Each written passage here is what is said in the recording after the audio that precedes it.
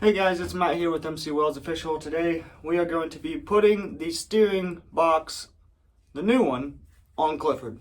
So, I don't know. Figured I'd film it. For some reason, I don't know. Up into the bunk and grab a bucket. It's too muddy to be driving the truck out there. Okay. I think I've got most of the tools that I'm going to be using. Let's see here. I don't know quite how we handle this. Something like that, maybe. I don't know. Well, down here, let's see. That's where it goes, right there. You can see it comes off the. Surprised that even still moves. I was really surprised taking it apart that even moves at all. So that's good. But these lines and that line down there, I gotta hook up to it. First things first, we gotta get it mounted, and then we'll hook up those lines and start hooking up everything. I did get a remanufactured one, or a reman power steering box, because that's just, you know, the more economical way to go about it. This one seems pretty tight. The old one I could spin these, but this one I can't, so everything must be sealed up tight. Alrighty. Looks like the right one, so let's got bolts. First order of business, I've got to, so there's the new bolts I ordered. Here's the original bolts. You can kind of see what the deal is there. I gotta make a spacer. But before I go making a bunch of spacers, I'd like to at least see if I even need to make a spacer at all. Okay, so here's the current dealio. See that little bolt right there? Well, some yin yang took a torch to these, and this frame right here is about 3 inches thick, or wide, I should say, wide. And in between those, so you get all the room for activities in there. So I've got to punch the remainder of this, I guess, pieces of the bolt shaft and slag and rust, clear it out of my way so I can put my new bolts in there. So we can even make sure that these bolts are going to work without being shimmed. So that's what I'm in the midst of right now. I've got one of my drifts in there, just kind of pounding it out. All right, well, my drift is maxed out. That's all she's got. All right, so I've got these old bad boys, and I'm right now, let me zoom in for you guys, trying to wiggle her on out and twist it, give it a little shimmy shimmy, and worst comes to worst, we cut it right here with the gas axe, and we just knock it down into that frame, and we just continue on and put our new bolt through. But I'd really like to extricate this bolt here, so I'll see you guys in a minute. And she's out. Perfect. There she is. It was that back end right there that was being kind of a pain in the butt. But if you look at the new bolts, they've definitely had some time to wear down. These are 7/16. They're supposed to be. This one's more like, I don't know, 1/4 inch. That's a good old rust belt. Okay, here's where we are at. Got the box almost mounted. If you look down there, I've got to get my pry bar in here. Zoom out. Get my pry bar. I'm going to pull back on it. I want you to watch what happens. See that? Now it's lined up. Now it is. Now it's not. Now it is. Now it's not. Yeah. And it's literally just moving the pry bar like that a little bit. So we'll be able to get that in there, no problem. Next, I'm going to start getting stuff on the linkage side prepped. And first things first, we got to make sure, oh, it's muddy, that this bolt is going to work. So, let's see. Oh, it's tight. Well, guys, good news. That nut right there, coming off the bottom of the box where the steering, I guess the actual shaft, spline shaft that moves the linkage goes, that old nut is going to fit, and the new, or the old dog bone for the linkage fits just fine. So once we get to a point, we're going to get that steering thing back over to where it was and bolt all this stuff back up. But before we do all that, we got to get these lines. This is the one from the cooler radiator, I guess. I don't know. Heat exchanger. Yeah, that's right. This is the one coming from the heat exchanger. So this is going to be our low pressure side. This is the one coming from the pump right here.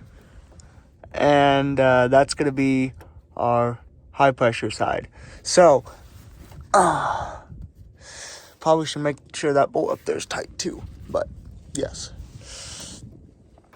Oh, there we go. There. All right. Now I'm going to take this bolt off, or this nut. If I can, do it with one hand. There we go. And I'm going to go over. I'm going to go over and put this in my vise and get my tap and die out. Clean this guy up good. Okay, so I found the tap for it. It is a 7/8 by 14.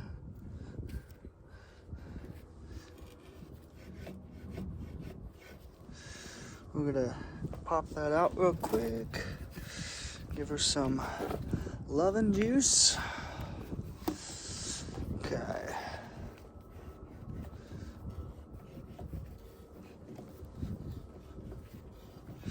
And we're just gonna chase this thread. It looks like we're hitting the bottom of the vise now, so we can come out. Yeah.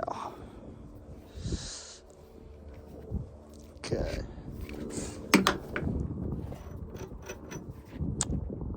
Not bad. All right. Look at that. Nice, fresh chase threads. That'll go on there a lot better. It's not full of rust and crud. That's the main reason when you're gonna be reusing hardware and it's, you know, greasy and dusty and rusty. You can reuse the hardware, but understand that you're probably gonna be chasing threads, just to clean it up, just to give yourself the best chance where you're not damaging anything that the threads of the fastener go into. Usually, most of the time, what the fastener's going into or onto is a lot more expensive than the fastener itself. So if you're going to reuse the hardware, make sure you clean your stuff up. Alright guys, I've got my 3 bolts in, keeping that thing in place. Like I said, I'm gonna have to build some shims to go behind these bolts because some ding dong ordered too long of bolts, but that's no big deal. We'll make some shims and we'll tack them up to the frame and zip those bolts in, and that'll be that. So we got the steering column attached.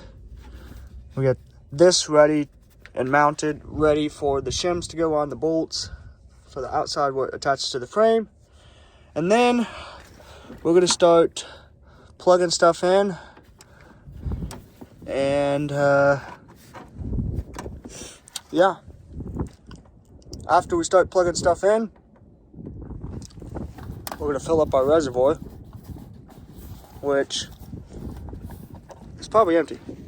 Yeah, pretty empty.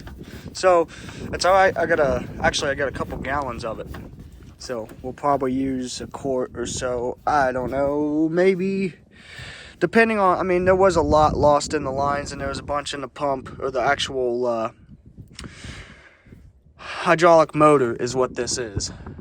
Steering hydraulic motor.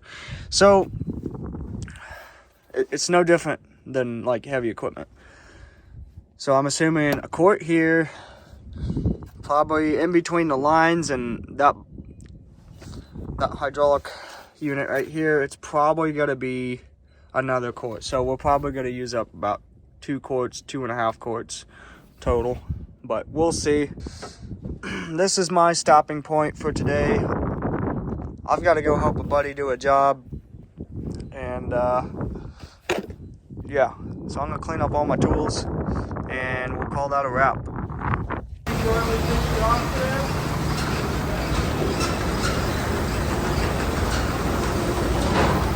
Well, I don't have Christian here, so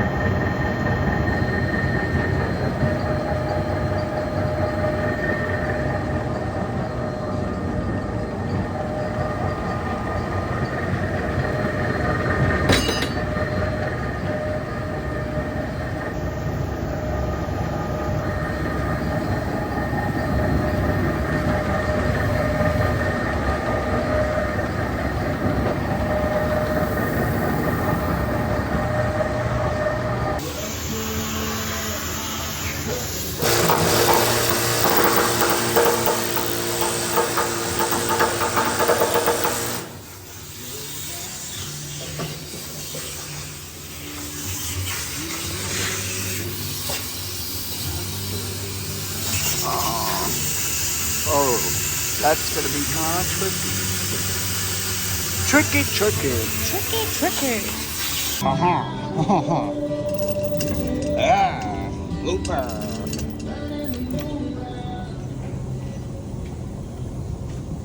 What are you listening to? Fucking Luke Combs? Is it tracking?